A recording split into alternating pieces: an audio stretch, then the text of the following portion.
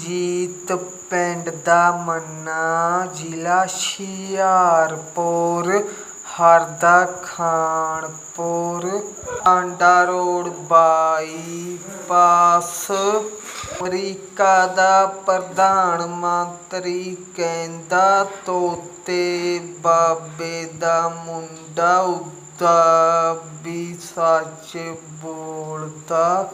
ਜਲਦੀ ਆਜੋ ਮਾੜਾ ਜਿਹਾ ਮੁੰਡੇ ਕੁੜੀਆਂ ਨੂੰ ਤੰਗ ਕਰਦੇ ਆ। ਆਜੋ ਆਜੋ। ਗੁਰੂ ਗੋਬਿੰਦ ਸਿੰਘ ਜੀ ਨੂੰ ਮੰਨਦੇ ਆ, ਮਲੇਰਕੋਟਲੇ ਦਾ ਮੁਸਲਮਾਨ ਵਿੱਚ ਮੰਨਦਾ ਆ। ਜਲਦੀ ਗੁਰਦੁਆਰੇ ਲੈ ਕੇ ਆਜੋ। ਨਾਲੀ ਪੁਲਿਸ ਛੱਡੋ ਸਾਰੀ, ਤੁਹਾਨੂੰ ਆਉਣਾ ਪੈਣਾ